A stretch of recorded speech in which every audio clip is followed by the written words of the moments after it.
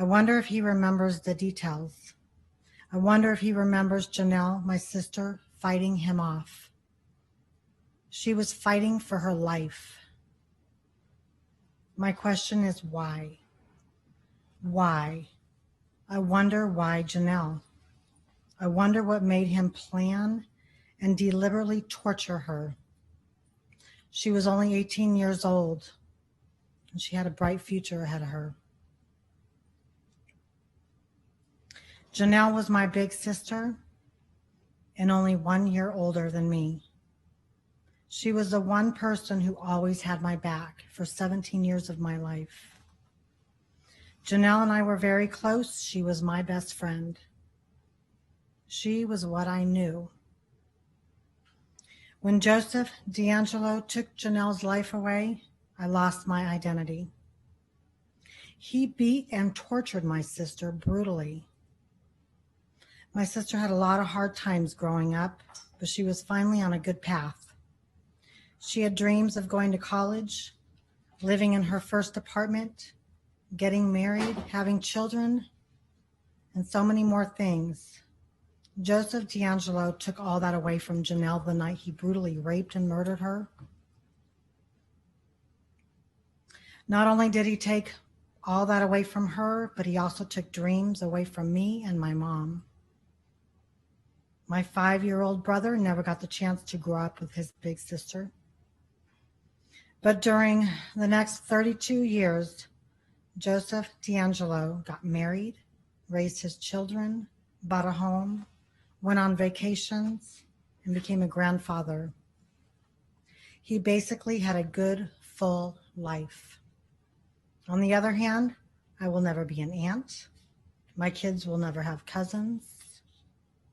My mom will never see her daughter go to college or get married.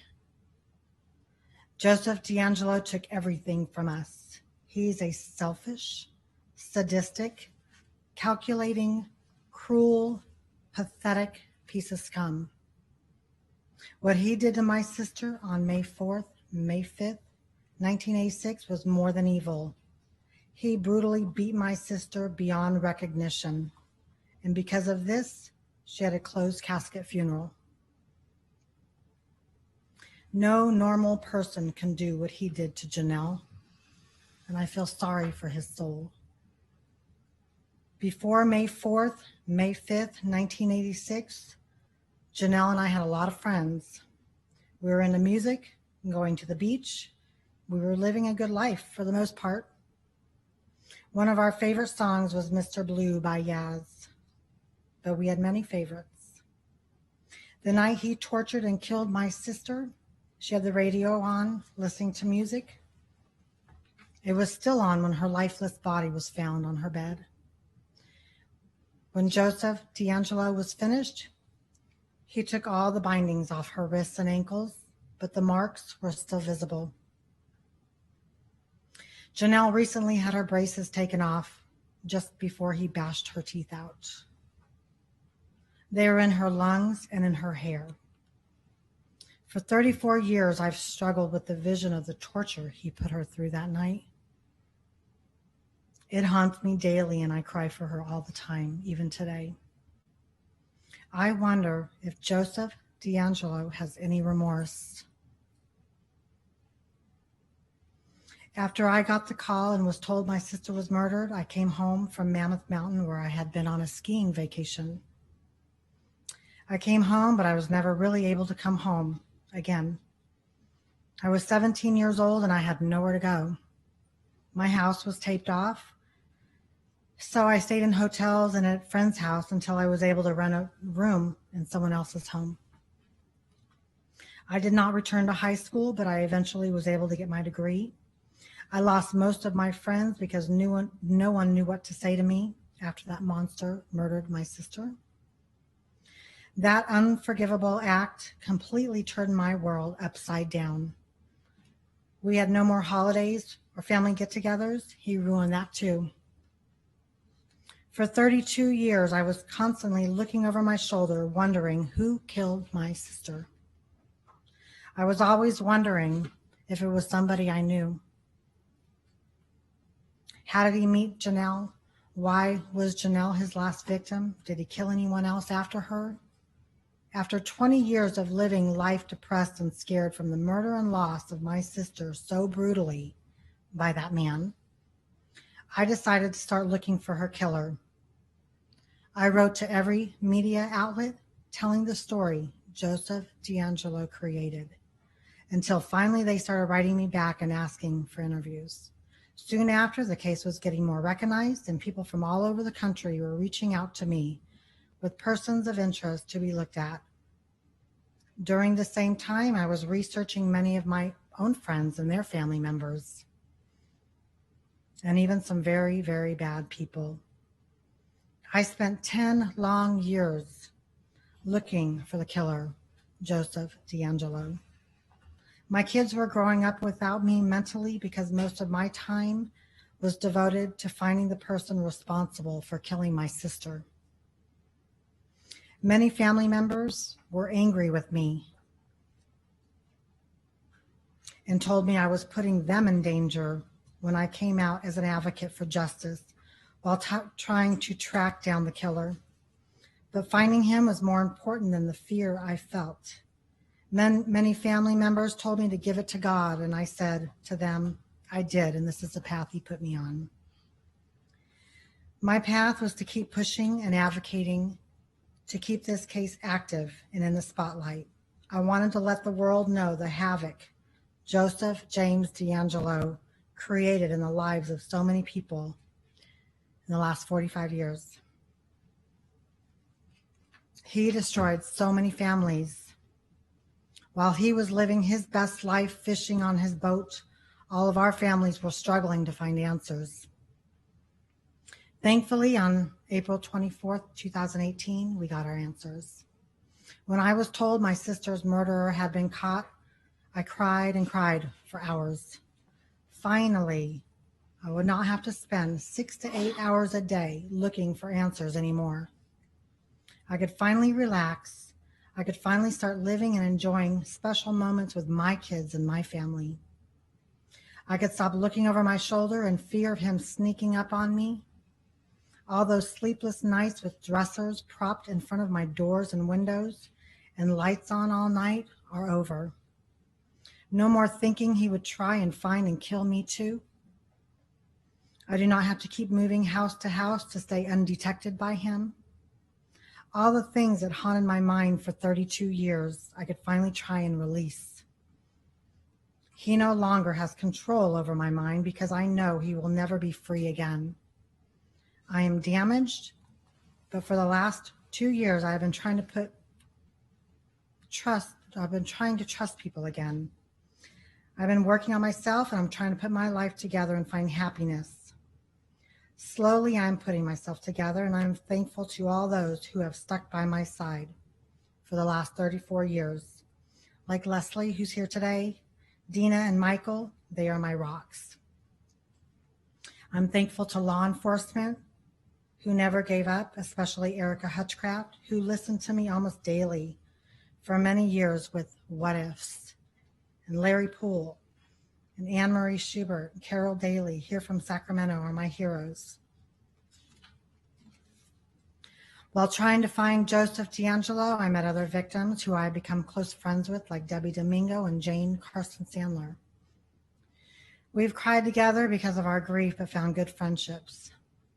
Now my time is no longer concentrated on who killed my sister, but rather on finding happiness and enjoyment, which I had lost because of Joseph DeAngelo 34 years ago.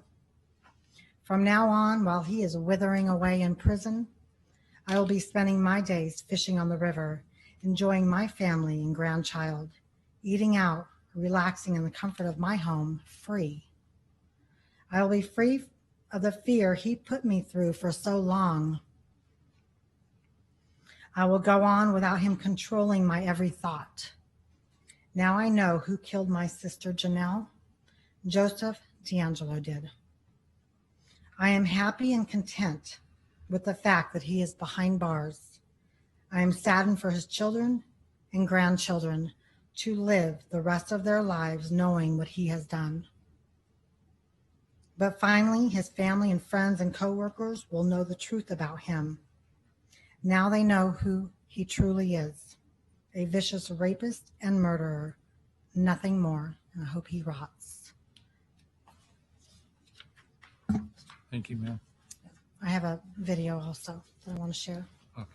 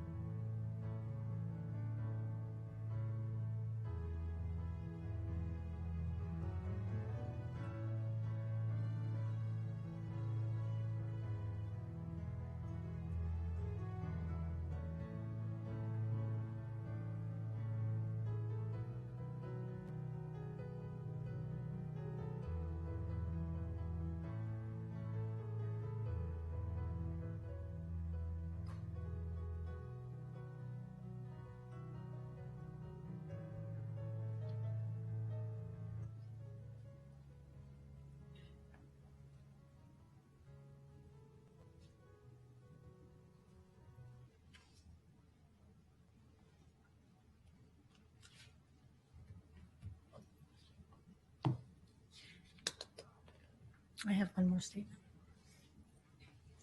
My mom could not be here today, so this is from my mother, Diane, to Joseph James DeAngelo. How can he even live with himself How can he live with knowing he did this to my beautiful daughter? He is a coward, but he is worse than a coward. He is a coward, a fraud, and a pathetic loser. He attempts to hide, but the world sees him now. Thank you, That's ma'am. all. Thank you. Thank you.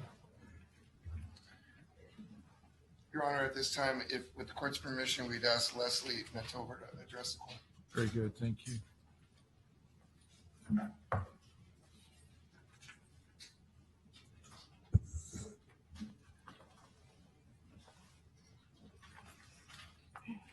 Thank you. Good afternoon. Good afternoon.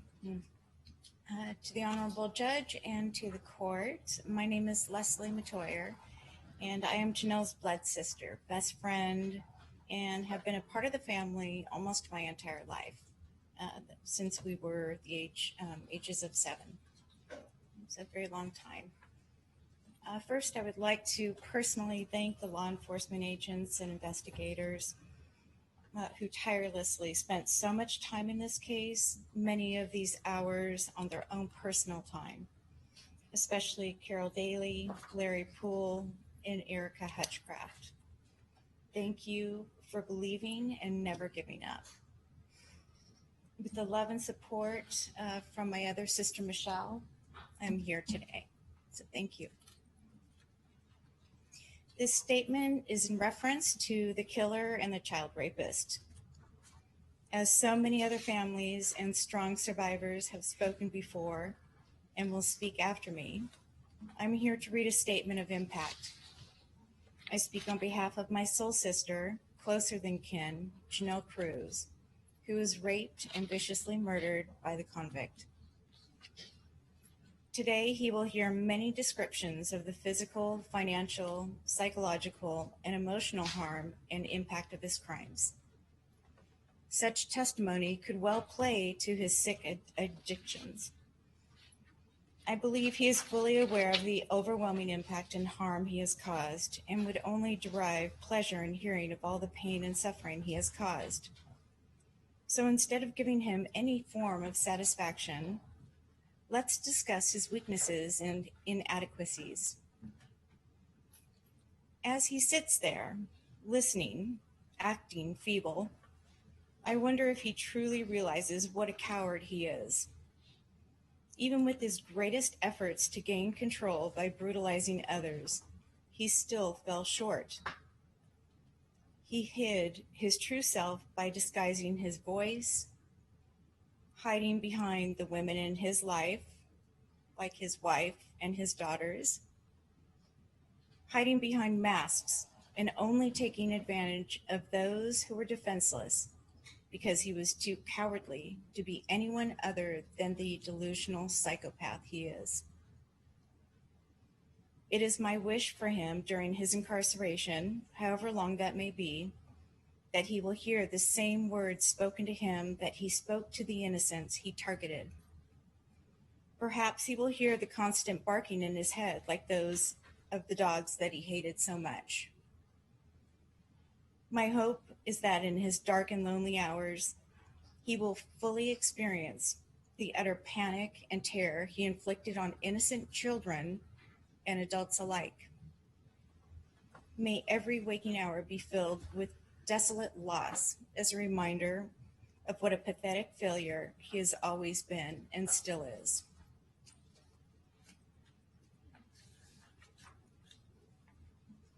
Contrary to his delusional belief, his name will be forgotten, but not Janelle's. You see, you can't kill the spirit or goodness of someone so loved as Janelle. Her soul resides with those who loved her, and her spirit lifted, celebrated, and remembered. Her love and laughter will echo through generations as we recount the gentle, soft-spoken, magical person she is. Everything the killer has wanted and tried to take forcefully was beyond his ability to obtain. Whereas my brothers and sisters in this room, family members, survivors, police detectives, attorneys, the several district attorney offices personnel, the honorable judge, support personnel. Every single person in this room, except for him, will go home to enjoy the true love, laughter, and support of family that he has failed to obtain. We who have survived will continue to enjoy the power, control, and the freedom of authentic living. On the other hand, the killer is destined to fade away, nameless, as just another child rapist and murderer with a small penis. Thank you, ma'am. I do have one other statement. This is from Lee Jones, Janelle's aunt. Thank Yes, you. ma'am, please. So this is Janelle's Aunt Lee. Your Honor, Janelle had a wonderful sense of humor, and she always stuck up for the little guy. I must thank all law enforcement who have carried this case all of these years. This song is for Janelle and all of the victims and their families and friends. They will forever be in our hearts. That is one thing the killer can't destroy. And then she has a song. Thank you.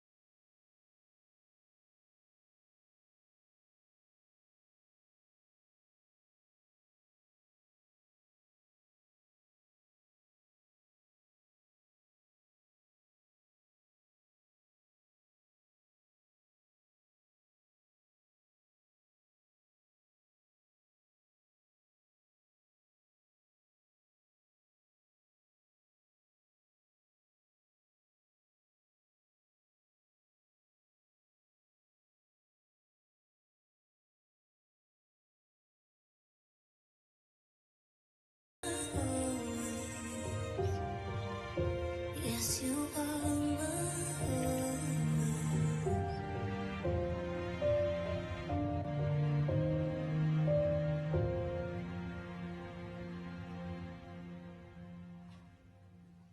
Your Honor, that concludes our presentation with respect to count 13. Very good. Thank you, counsel. Moving to count 10, charge of murder, the first degree of Patrice Harrington, which occurred August 21st, 1980 in the county of Orange. Count 11, charge of murder in the first degree of Keith Harrington, which occurred August 21st, 1980, in the County of Orange. Is there any victims' family members that wish to be heard as to counts 10 and 11?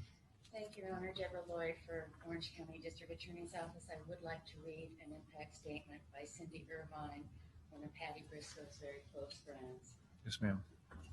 Your Honor, let me tell you about the lovely, wonderful, special lady, Patty Briscoe.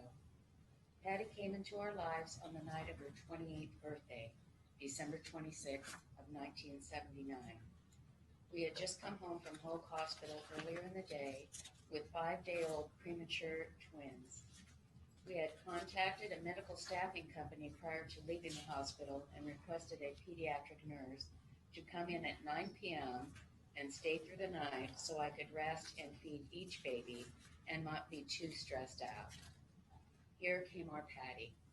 Patty worked for us for the next 7.5 months. She would come in at 9 p.m. and leave at 9 a.m. almost every day. Sometimes she would just come all day. Patty became our mentor in newborns. She taught us how to hold them, feed them, bathe them, and just about everything we needed to know about our little boy and girl, Jeremy and Jory. The complications from the delivery and having 2 new babies was overwhelming, to say the least, but Patty was there for us, and me especially. We developed a special bond and spent hours feeding and rocking the babies and just getting to know each other. Once Patty suggested we teach the babies to survive a fall into our pool. So at 3 months, we were in the pool every day with them until they learned to hold their breath and roll over and float.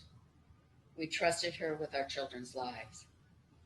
When Patty and Keith got married and moved to Dana Point, we gave her baby furniture for her second bedroom so she could take one of the babies home to her house to spend the night.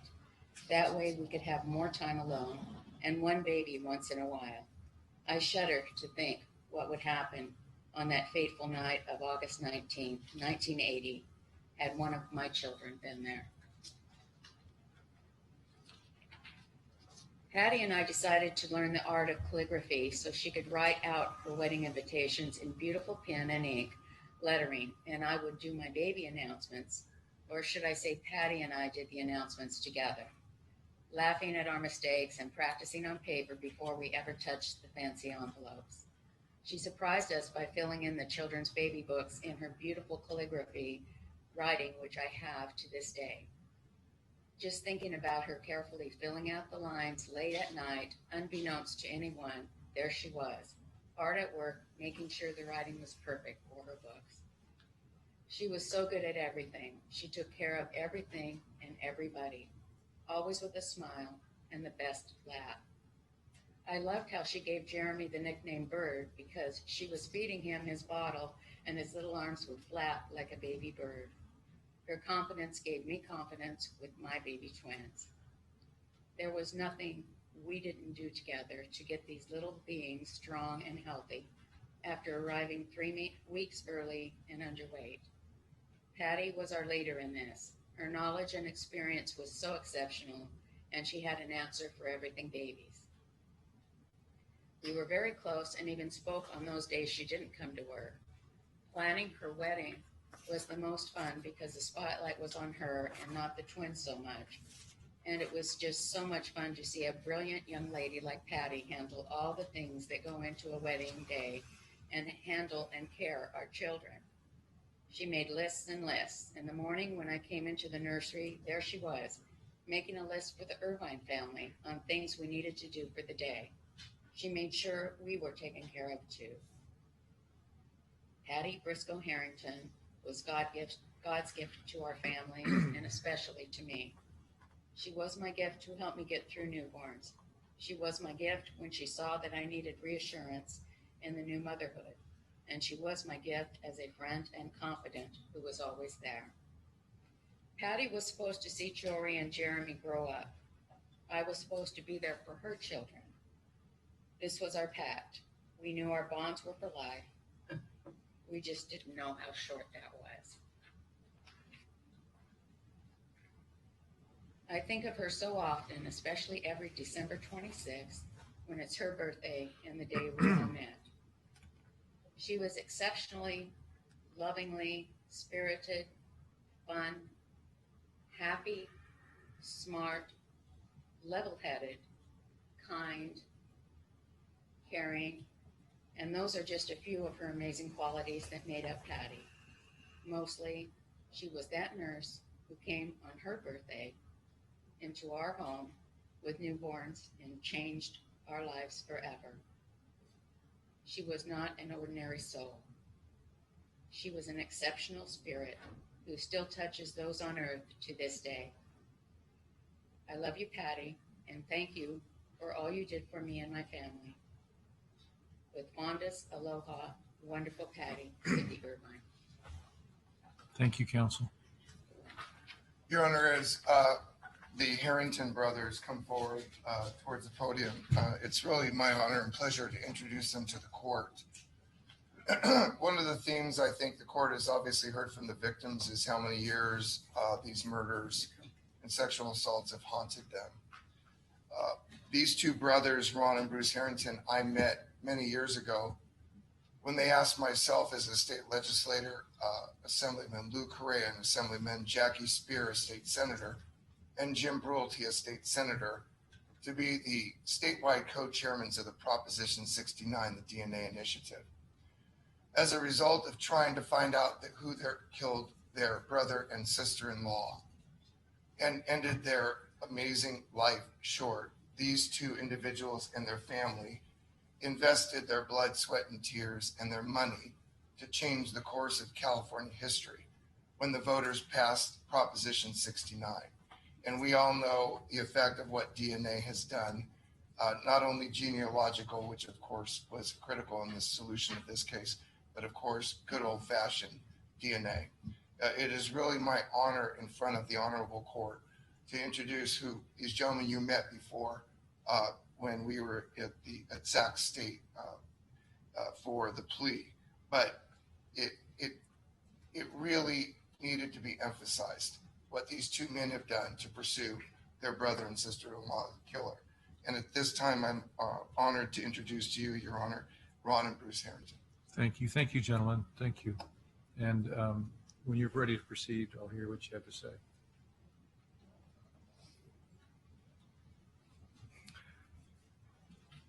Your Honor,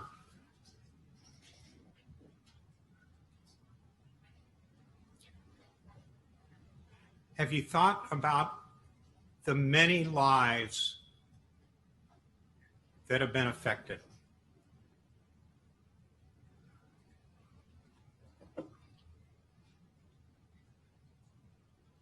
Have you thought about how many lives were changed because of that?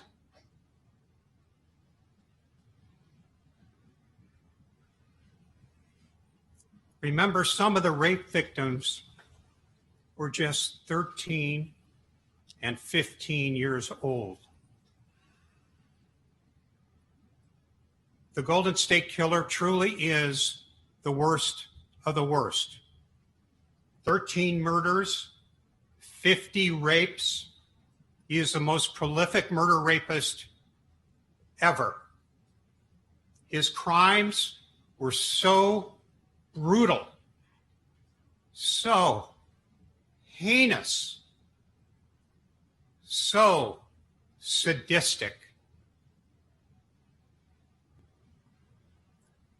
He is just a violent sexual predator. Pure evil. 7 weeks ago, on June 29th, I was before Your Honor. I was in the courtroom when all the pleas were taken. I listened to all those guilty pleas. I listened to all those admissions of all of those rape cases and related crimes. He appeared meek and feeble. It was just a facade. I listened as the prosecutors described virtually identical offenses over and over again, like a broken record. I just want your money.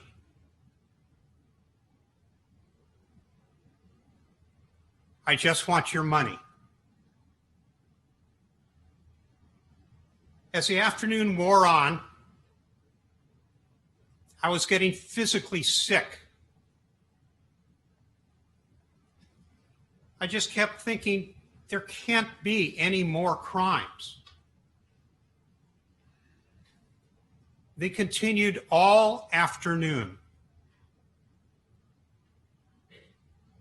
At the end of the day, there were 161 separate crimes.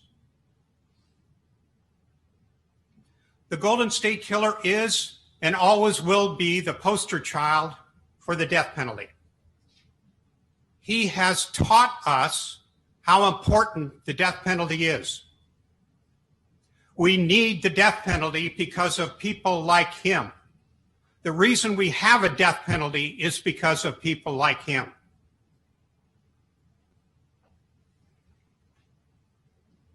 In 2016, the voters of California voted not only to uphold the death penalty, but they voted to accelerate the appeals process in a death penalty case.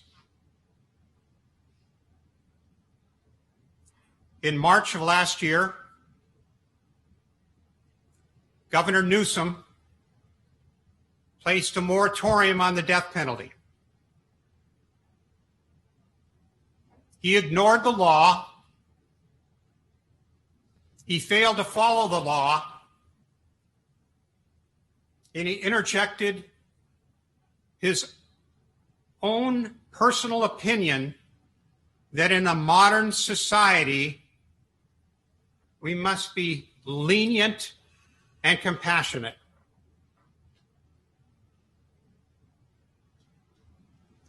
Governor Newsom, please explain to all of the murder victims' families how they should be lenient and compassionate.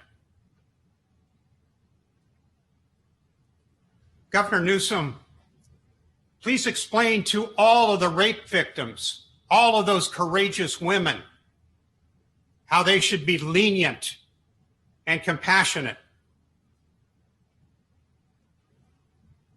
Governor Newsom, you are wrong.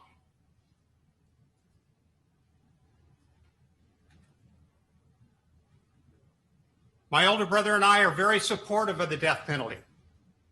The death penalty does act as a deterrent.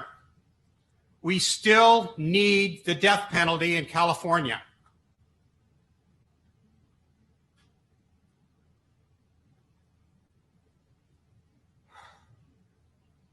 There were significant practical considerations that we faced in this case. 40 years have passed. Some of the rape victims have died. Some of the rape victims were disabled and couldn't even make it to court. Witnesses have died. Certain witnesses needed to lay the foundation to get certain items of evidence into trial, have died. The preliminary hearing alone had 100 witnesses. The preliminary hearing was going to take 4 months. And that's before we get to the trial. The trial was going to last a year and a half.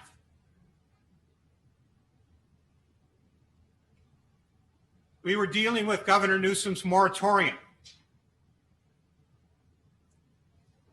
We needed 10 to 15 more years that we don't have.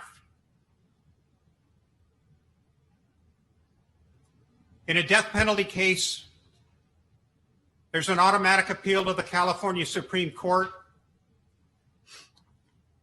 and that takes 10 years. We had COVID-19. How do we keep the victims safe? How do we keep the witnesses safe?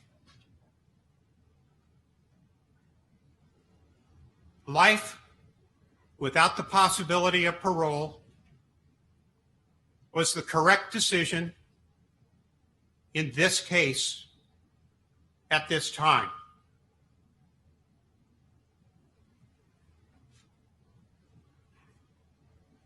Four brothers. Oldest brother, Bruce. I'm Ron, number 2. Number 3 brother, Doug.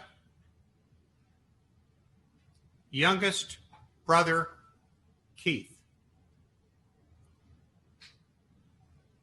The youngest of all the brothers, the smartest of all the brothers. He was finishing medical school early. He wanted to be an emergency room doctor. His wife, a pediatric nurse. They wanted to help people. They'd been married 3 months. August 19th, 1980, the Golden State Killer walked into their home,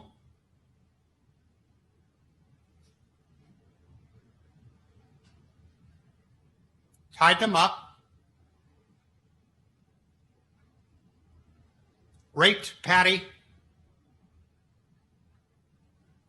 bludgeoned them both to death, and then pulverized Patty.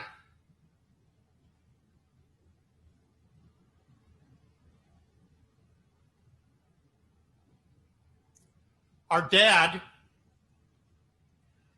found them 2 days later.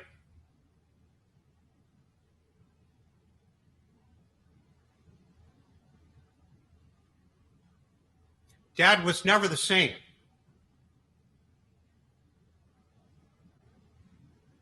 Back at that time, Dad would put on Thanksgiving dinner for over 35 people.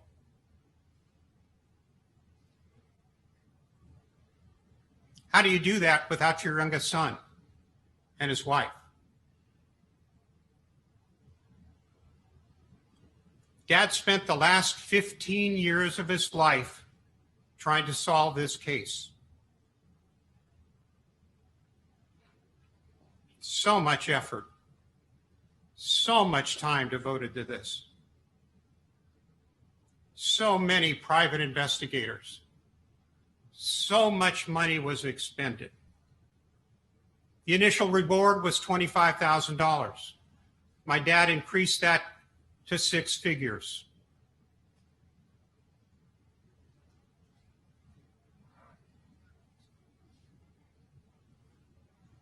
Dad passed in 1995, never even knowing the DNA connection.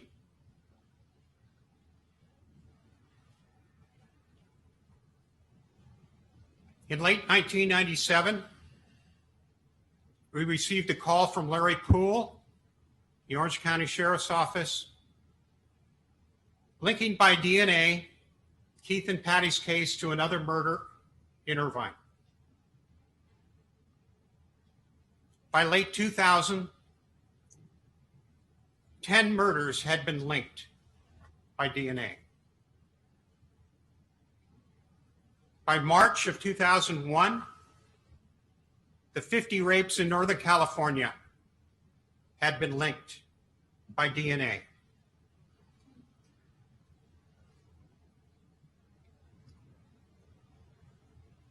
The last offense was in 1986.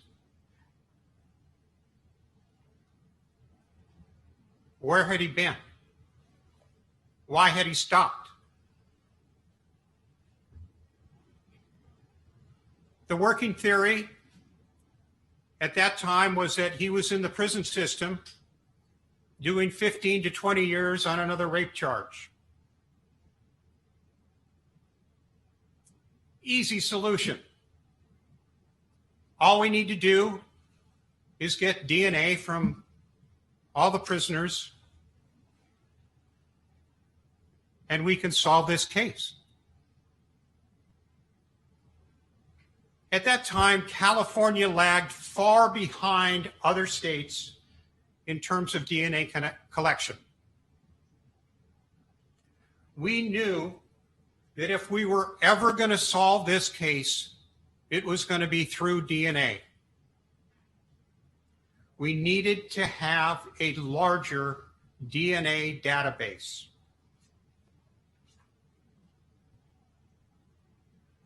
When we started, it was a $100 fine for a convicted felon in prison to refuse to give a DNA sample.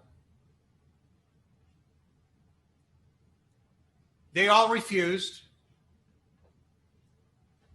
There were countless trips by the remaining brothers here to Sacramento before the Public Safety Committee. We were just trying to change the laws in efforts to increase the DNA database. Older brother Bruce testified before the Public Safety Committee. Keep in mind, these are just private citizens trying to make our laws better in the interest of public safety.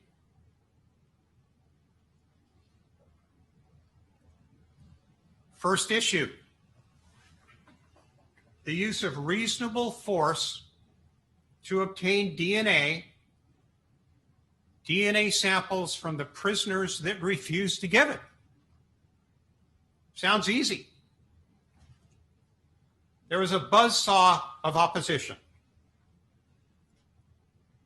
And as an example, there was the infamous confrontation between older brother Bruce and Senator Burton. Here is a portion of that YouTube link.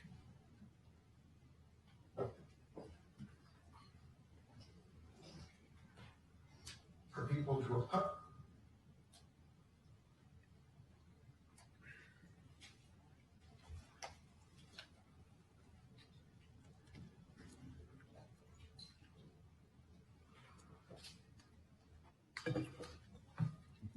oppose this politically for whatever their personal agendas are. For people to oppose this politically for whatever their personal agendas are is an abomination. It's very frustrating, and there are no answers. But I'm certainly on a quest to put the questions to the right people on an uncomfortable basis if necessary. They were 24 years old. He was a fourth-year honors. Bruce Harrington was there to tell his brother and sister-in-law's story. They were gagged and they were trussed, and Patty was methodically tortured and raped multiple times, all the while my brother laid there watching what was happening. The perpetrator then coldly beat them over the head, tucked the covers in, turned the light off, tidied the room up, and left. Harrington singled out Senator John Burton for some pointed criticism. Burton had been quoted earlier in news reports as saying inmates might be injured or even killed by forced DNA sampling, and that he thought the legal standard for reasonable force was too broad. And all I see and hear from Senator Burton, his staff, and his cronies is a buzzsaw of opposition and obfuscation. Focus more on the rights of prisoners than the rights of victims and their families. And frankly, I'm outraged and I'm insulted. For those this morning who fail in their responsibilities to protect the public, I say publicly, shame on you. You know, first of all, I have two of my best friends murdered. My mother was attacked and almost raped at the age of 76 at knife point, and I resent the fact that you're telling me I love criminals. All right, I resent that. You do what you want, sir, about what we do. Our responsibility is to do what we think's right. If we can fix this bill in a manner that makes sense, I'm happy to support it. All right? Don't you tell me that all of a sudden I'm some kind of criminal lover. Like I've never felt the same type of pain that you have over what criminals have done to people. Yeah. The proof, Mr. Burton, will be in the vote on this bill.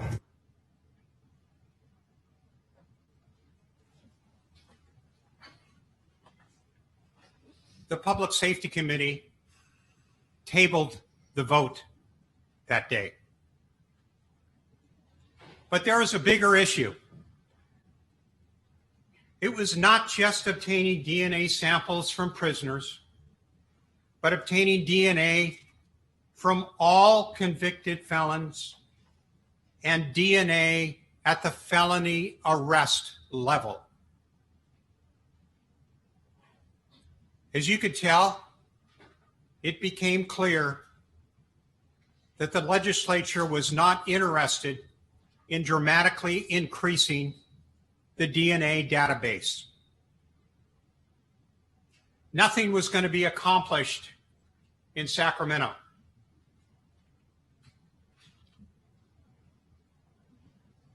If the legislature is not going to change or make new law that dramatically increases the DNA database, what do you do as a private citizen?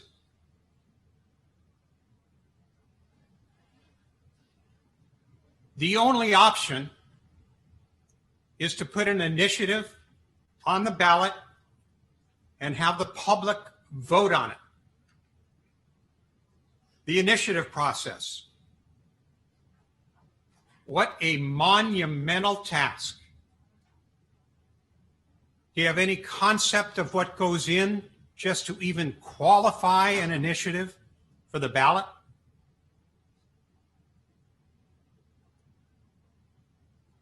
Doug and I helped as much as we could. When our dad passed, the torch went to the oldest brother. That's just how it worked in our family.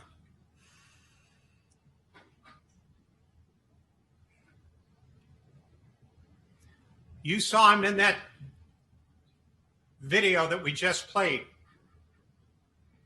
You saw how ticked off he got with Senator Burton. Well, he got ticked off again, which ultimately led to Proposition 69. The DNA initiative became a reality.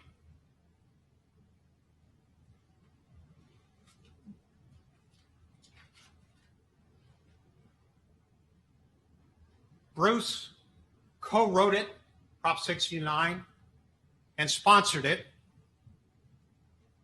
Our current Orange County District Attorney, Todd Spitzer, was the statewide co-chairman for Prop 69, which passed in November of 2004.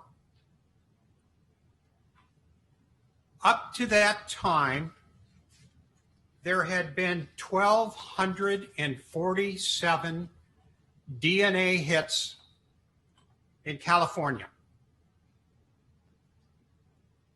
Now with Proposition 69, there were increased collection of DNA samples. Prop 69 was self-funded. There was no taxpayer expense. He did a great job at writing it. Over time, there was a significant increase in the DNA database. It helped solve so many old crimes. It also exonerated the innocent.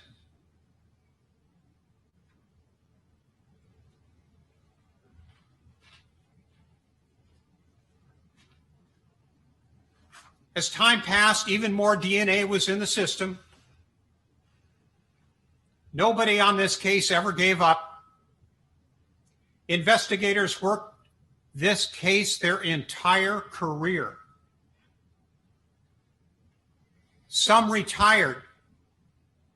Some even came out of retirement to continue working on this case. 2007, number 3 brother Doug passed. We lost Doug. Time went on, but this case was not solved. In 2016, it was only the 2 older brothers that were left. It had taken an emotional toll. All of these efforts to solve this case, but it still remained unsolved. You know, you just have to deal with it. You compartmentalize it, you park it away. You have to live your life to the fullest. You have to move forward.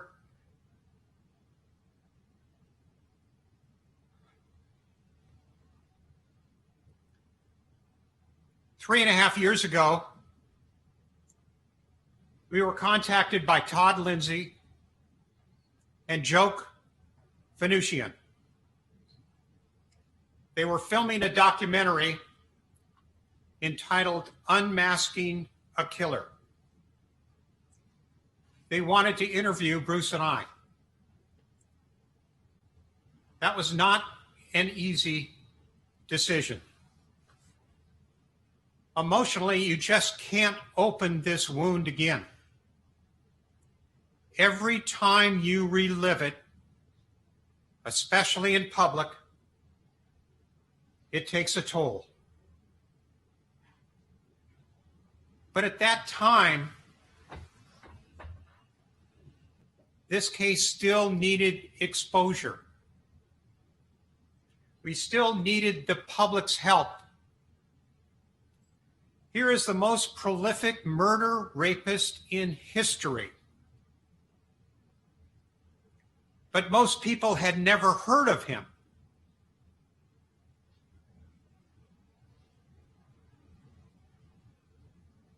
Earons.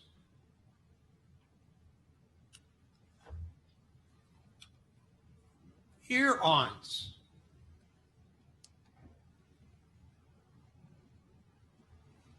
The East Area Rapist in Northern California, the original Night Stalker in Southern California. Not to be confused with the Night Stalker, who was Ramirez in Los Angeles. Nobody had ever heard of this guy. At about this time, McNamara wrote her book, giving him the moniker, the Golden State Killer. It stuck. Some of the documentary was filmed in 2017. The documentary aired 5 Sundays in a row in March and early April of 2018. And the Golden State Killer was arrested April 23rd, 2018. Some of the documentary was filmed after the arrest.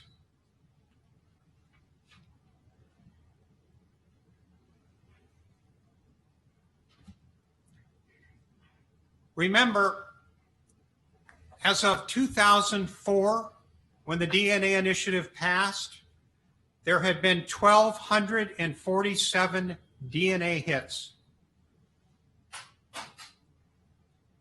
As of July 2020, last month, there have been more than 81,000 DNA hits in California.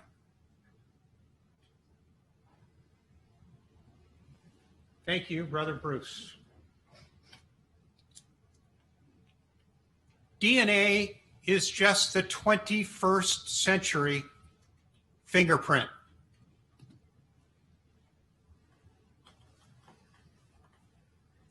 Let's follow the criminal progression of the Golden State Killer. He started off as a peeping Tom, a voyeur,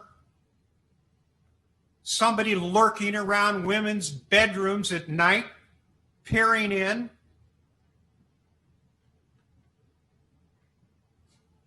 He then became a two-bit burglar, breaking into women's bedrooms, stealing trinkets and women's underwear.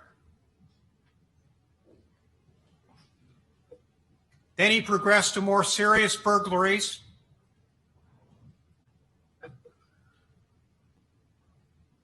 Then he would break in and rape women alone. Then he progressed to what I call husband and wife rape. He would go into a couple. The husband would be tied up, and the husband would be forced to watch as his wife was raped. But he wouldn't kill him.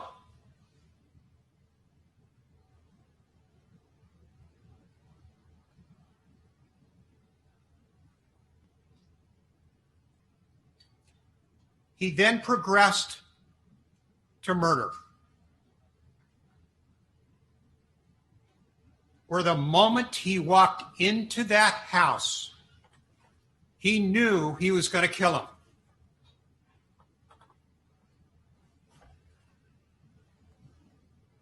If these crimes had occurred today, DNA may have stopped the Golden State Killer before he progressed to murder.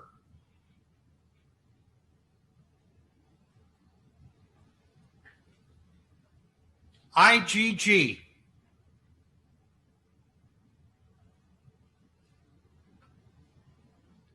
IgG.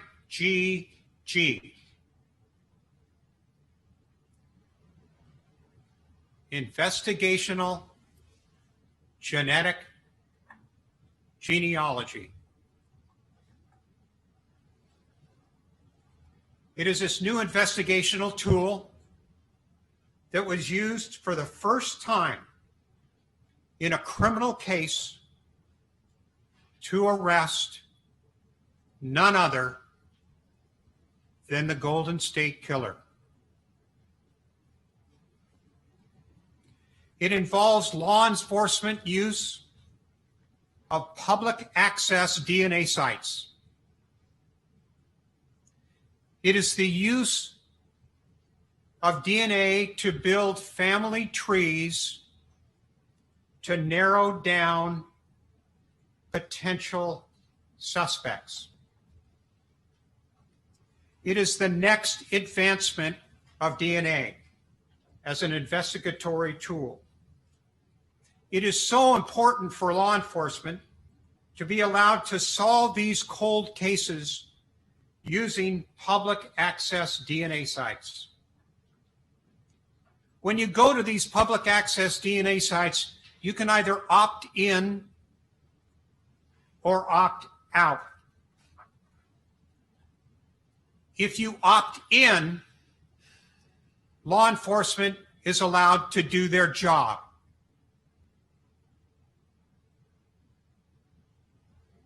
We encourage everyone to opt in. The Golden State Killer case never would have been solved without law enforcement use of these public access DNA sites.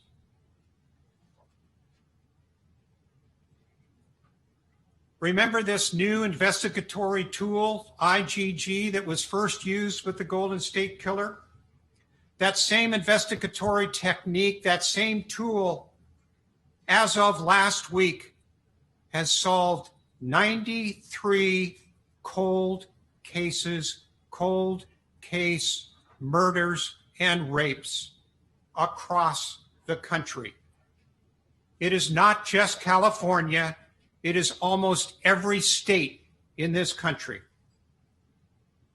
It is probably the most important advancement by law enforcement in solving cold case murders and rapes.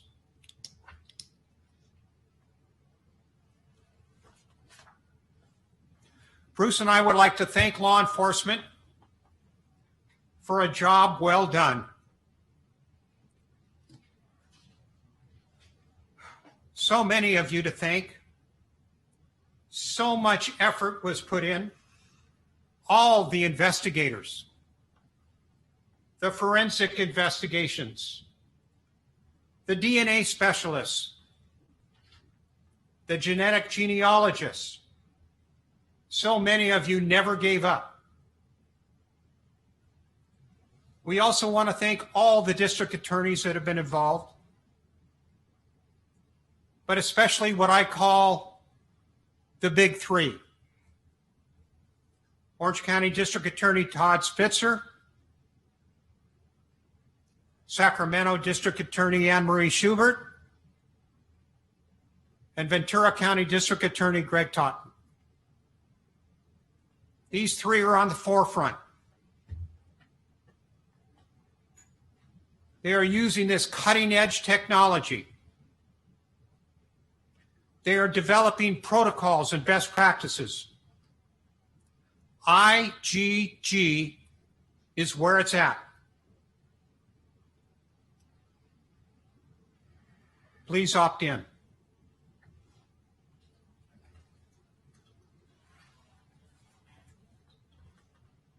Let me introduce the last video. It starts off when older brother Bruce receives the telephone call from our dad, who had just found Keith and Patty dead.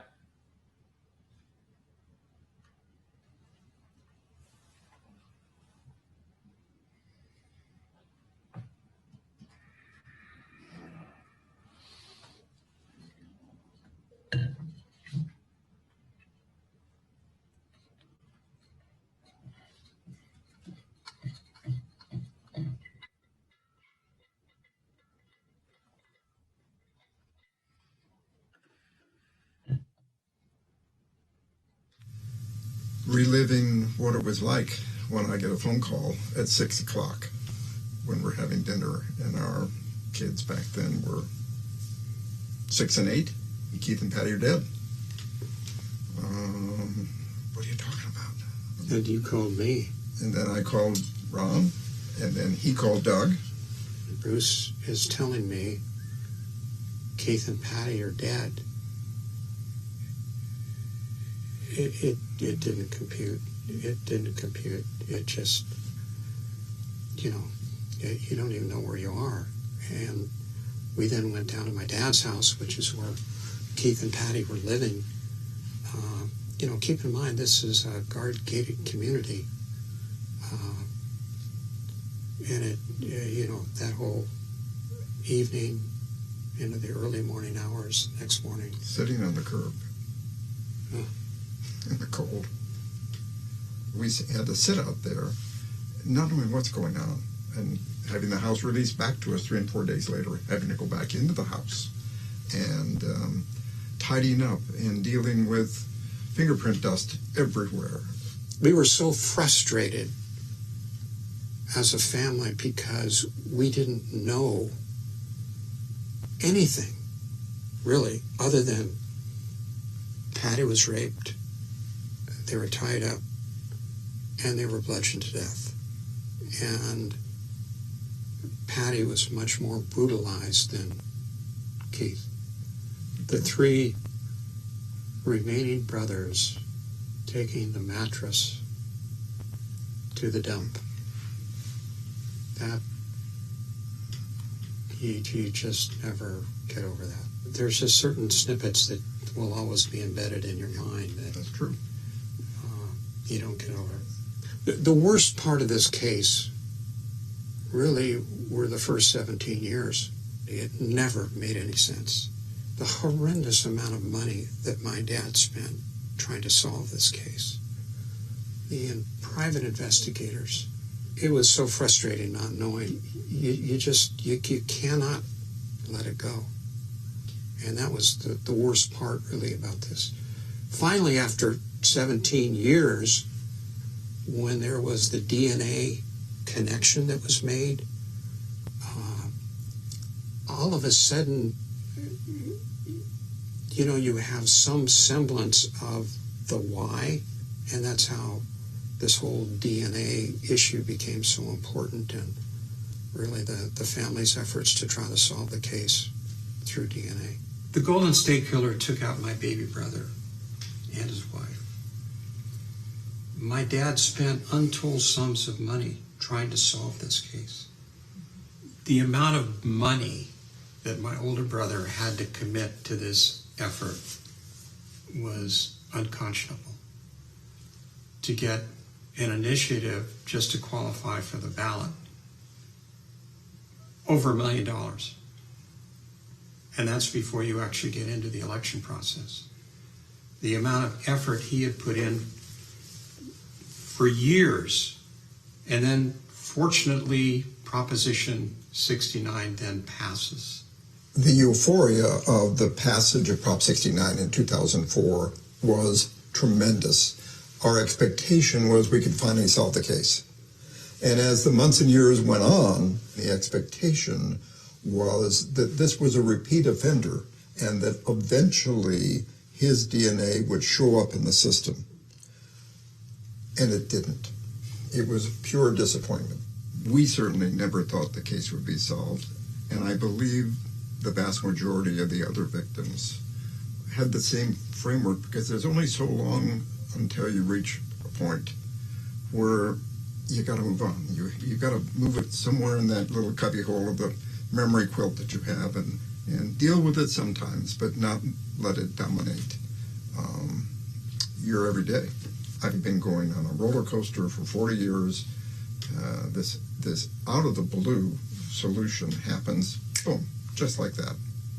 And all of it, everything you tried to do, putting it behind you, kind of put it in perspective, not interrupting your day, your life, all that goes away, and it's right back there, and you're dealing with it.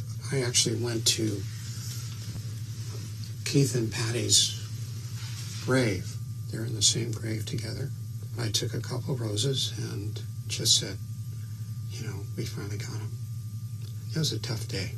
Keith was the smartest of all of us. He was. He graduated from UCI, undergrad, cum laude, Phi Beta Kappa. Literally was 3 months away. He was going to graduate in December of 1980 from medical school. Patty was a pediatric nurse.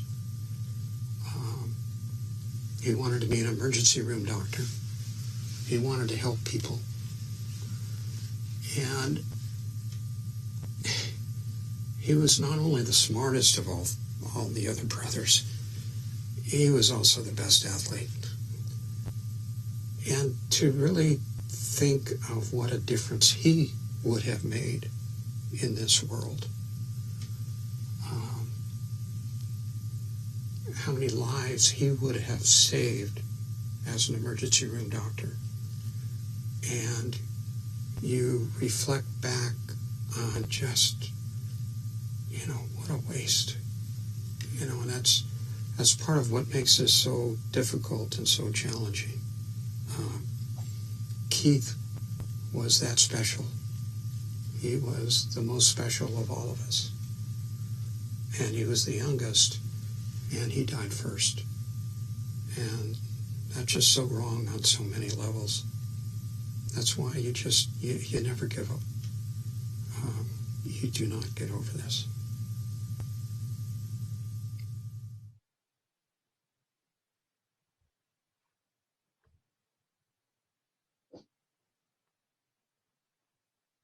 Thank you, Your Honor. Thank you, gentlemen.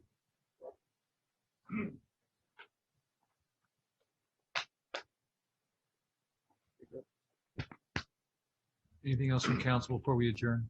No, Your Honor, we have nothing further today until the imposition of sentence tomorrow. All right, ladies and gentlemen, we're going to take our evening break. We'll reconvene tomorrow, 9 o'clock at the remote location previously disclosed. We're in recess. Thank you. Thank you, Your Honor.